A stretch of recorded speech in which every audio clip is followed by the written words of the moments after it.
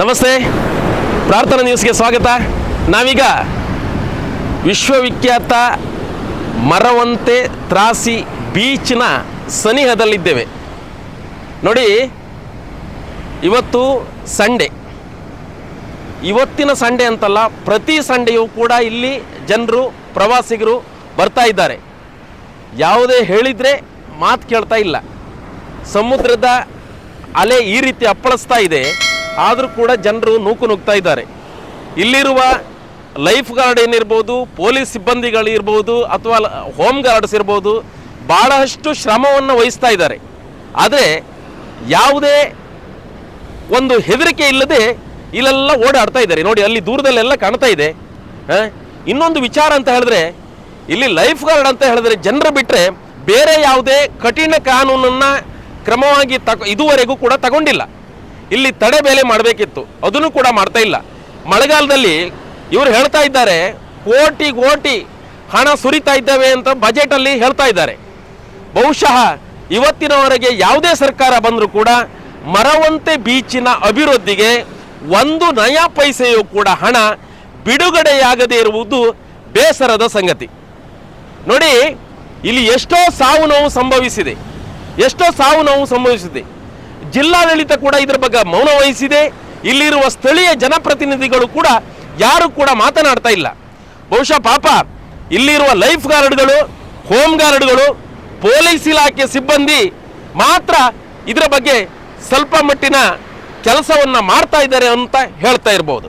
ನೋಡಿ, ಇಷ್ಟೆಲ್ಲ ಕಠಿಣ ಕಾನೂನು ಕ್ರಮಗಳಿದ್ರೂ ಕೂಡ ಜನರು ಯಾವಾಗಲೂ ಬರ್ತಾ ಇರ್ತಾರೆ. ದಿನನಿತ್ಯ ಸೋಷಿಯಲ್ ಮೀಡಿಯಾದಲ್ಲಿ ಇರ್ಬೋದು, ದೃಶ್ಯ ಮಾಧ್ಯಮದಲ್ಲಿರ್ಬೋದು, ಮುದ್ರಣ ಮಾಧ್ಯಮದಲ್ಲಿರ್ಬೋದು, ಎಷ್ಟೇ ಇದ್ರೂ ಕೂಡ ಜನರು ಮತ್ತು ಪುನಃ ಇನ್ನಷ್ಟು ಪ್ರವಾಸಿಗರು ಇಲ್ಲಿ ಬರ್ತಾ ಇದ್ದಾರೆ. ಆದರೆ ಪ್ರವಾಸಿಗರಿಗೆ ಯೋಗ್ಯವಾದ ಸರಿಯಾದ ಇಲ್ಲಿ ವ್ಯವಸ್ಥೆಗಳಿಲ್ಲ. ಇಲ್ಲಿ ನೀವು ನೋಡ್ತಾ ಇರ್ಬೋದು, ಮೇನ್ ರೋಡಲ್ಲಿ ಯಾವುದೇ ವಿದ್ಯುತ್ ದೀಪಗಳಿಲ್ಲ. ನಾನು ಹೇಳ್ತಾ ಇರೋದು ಏನಂತ ಹೇಳಿದ್ರೆ, ಪ್ರವಾಸಿಗರು ದಿಢೀರಾಗಿ ಬರ್ತಾರೆ, ನೀರನ್ನು ನೋಡಿದ್ರ ಕೂಡಲೇ ಕೆಳಗಡೆ ಇಳಿತಾರೆ. ಕೆಳಗಡೆ ಇಳಿದ್ರ ಕೂಡಲೇ ಏನೋ ಒಂದು ರೀತಿ ರೋಮಾಂಚನ ಆಗ್ತದೆ, ಅವರು ಸೀದಾ ನೀರಿಗೆ ಧುಮುಕ್ತಾರೆ. ನಮ್ಮ ಪ್ರತಿನಿತ್ಯ ಇಲ್ಲಿ ಘಟನೆಯ ಬಗ್ಗೆ ನಮ್ಮ ಸ್ಥಳೀಯ ಸಿಬ್ಬಂದಿ ಸುಬ್ರಹ್ಮಣ್ಯ ಅವರು ಇದ್ದಾರೆ. ಸರ್, ಏನಾಗ್ತಾ ಇದೆ ಸರ್? ಜನರನ್ನ ಯಾವ ರೀತಿ ನೀವು ಇಲ್ಲಿ ಕೇರ್ ಮಾಡಬೇಕಾಗತ್ತೆ? ಸರ್, ಇಲ್ಲಿ ಜನರು ಸರ್ ಹೈವೇ ಸೈಡ್ ಇರೋದ್ರಿಂದ ಬೀಚ್ ಜನಗಳು ಜಾಸ್ತಿ ಸರ್ ಇಲ್ಲಿ ಬರೋದು. ಅದು ಸಾಟರ್ಡೆ ಸಂಡೇ ಫುಲ್ ರಶ್ ಇರುತ್ತೆ ಸರ್. ನಾವು ಹೇಳ್ತೀವಿ, ಆದಷ್ಟು ಪ್ರಯತ್ನ ಮಾಡ್ತೀವಿ, ಜನರಿಗೆ ಹೇಳ್ತೀವಿ. ಇಲ್ಲಿ ತುಂಬಾ ಹೈ ಟೈಡ್ ಇರುತ್ತೆ, ಸೊ ಡೀಪ್ ಇದೆ ಸರ್ ಸಮುದ್ರ, ಯಾರಿಗೂ ಮುಂದೆ ಹೋಗ್ಲಿಕ್ಕೆ ಕೊಡಲ್ಲ. ಮತ್ತೆ ಇಲ್ಲಿದ್ದ ಅಪಾಯದ ಬಗ್ಗೆ ತಿಳಿಸಿ ಹೇಳ್ತೀವಿ ಜನರಿಗೆಲ್ಲ. ಓಕೆ, ಆದ್ರೂ ಕೂಡ ಜನ ಮುಂದೆ ಬರ್ತಾ ಇರ್ತಾರೆ. ಮುಂದೆ ಬರ್ತಾ ಇರ್ತಾರೆ ಸರ್ ಜನ. ನಮ್ಮಿಂದ ಎಷ್ಟಾಗ್ತದೆ ಅಷ್ಟು ಪ್ರಯತ್ನ ಮಾಡ್ತೀವಿ. ಜನರಿಗೆ ನೀರಲ್ಲಿ ಇಳಿದಕ್ಕೆಲ್ಲ ಬಿಡಲ್ಲ ನಾವು. ಸರಿ, ಬೈ ಚಾನ್ಸ್ ಸುಬ್ರಹ್ಮಣ್ಯ ಅವರೇ, ನೀವು ಎಷ್ಟು ಹೊತ್ತಿಂದ ಎಷ್ಟು ಗಂಟೆ ತನಕ ಡ್ಯೂಟಿ ಮಾಡ್ತೀರಾ?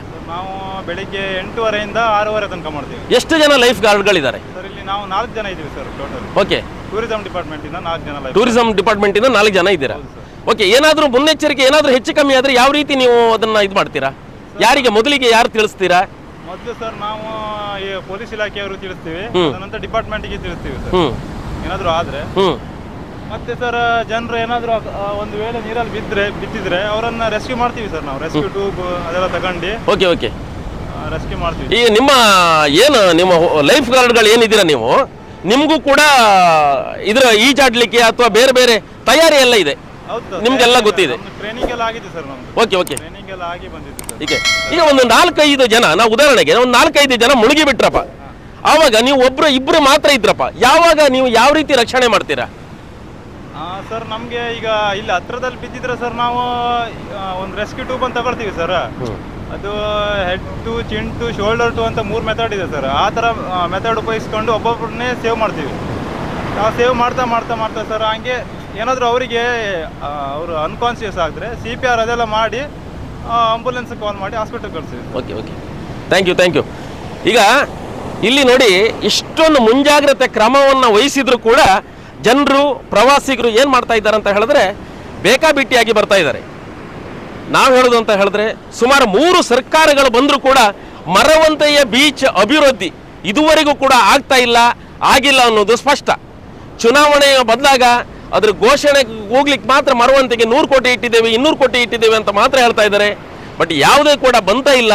ಸಮುದ್ರದ ಕಲ್ಲು ಜಾರಿ ಜಾರಿ ಸಮುದ್ರದ ಅಲೆಗಳಿಗೆ ಹೋಗ್ತಾ ಇದೆ. ಹಾಗಾಗಿ ಇದ್ರ ಬಗ್ಗೆ ಸೂಕ್ತವಾದ ಕಾನೂನು ಕ್ರಮ ಜಿಲ್ಲಾಡಳಿತ ಕೂಡ ನೋಡಬೇಕು ಅನ್ನೋದು ನಮ್ಮ ಆಸೆ. ನೋಡಿ, ಇಲ್ಲಿ ತಡೆಗೋಡೆ ಮಾಡಬೇಕಿತ್ತು. ಯಾವುದೋ ಒಂದು ಕಡೆ ಮಾತ್ರ ಎಂಟ್ರೆನ್ಸ್ ಅನ್ನ ಮಳೆಗಾಲದಲ್ಲಿ ಇಡಬೇಕಿತ್ತು. ಮಳೆಗಾಲ ಅಂತಲ್ಲ, ಪ್ರತಿ ಬೇಸಿಗೆಯಲ್ಲೂ ಕೂಡ ಇಡಬೇಕಿತ್ತು. ಇದು ನೋಡಿದ್ರೆ ಹೈವೇ ನೋಡಿ, ಈ ಹೈವೇಯಲ್ಲಿ ನೀವು ರಾತ್ರಿ ಹೊತ್ತು ಬಂದ್ರೆ ಒಂದೇ ಒಂದು ಬೀದಿ ದೀಪದ ವ್ಯವಸ್ಥೆ ಇಲ್ಲ. ಇಲ್ಲಿ ಒಂದೇ ಒಂದು ಬೀದಿ ದೀಪದ ವ್ಯವಸ್ಥೆ ಇಲ್ಲ. ಇಲ್ಲಿ ಸ್ಥಳೀಯ ಪಂಚಾಯತ್ ಕೂಡ ಕಣ್ಣು ಮುಚ್ಚಿ ಕೂತ್ಕೊಂಡಿದೆ. ನೋಡಿ, ರಾತ್ರಿ ಹೊತ್ತು ನೋಡ್ಬೇಕಿಲ್ಲಿ ಎಷ್ಟೊಂದು ವೆಹಿಕಲ್ಗಳು, ಎಲ್ಲ ರೀತಿಯ ವೆಹಿಕಲ್ಗಳು ಬಂದು ಕೂಡ ಇಲ್ಲಿ ನಿಂತ್ಕೊಂಡಿರ್ತದೆ. ಅದರಲ್ಲೂ ಕೂಡ ಲಾರಿಗಳು ಜಾಸ್ತಿ ಇದೆ. ಆದರೆ ಒಂದು ವಿಚಾರ ಗಮನದಲ್ಲಿ ಇಟ್ಕೊಳ್ಬೇಕು. ಪ್ರಥಮವಾಗಿ ಹೇಳ್ಬೇಕಂತ ಹೇಳಿದ್ರೆ ಇಲ್ಲಿಯ ಸ್ಥಳೀಯ ಪಂಚಾಯತ್, ತ್ರಾಸಿ ಪಂಚಾಯತ್ ಏನಿದೆ, ತ್ರಾಸಿ ಪಂಚಾಯತರು ಇದ್ರ ಬಗ್ಗೆ ಸಂಪೂರ್ಣವಾಗಿ ಗಮನ ಹರಿಸಬೇಕನ್ನೋದೇ ಇಲ್ಲಿಯ ಬಹುಜನರ ಒತ್ತಾಯ.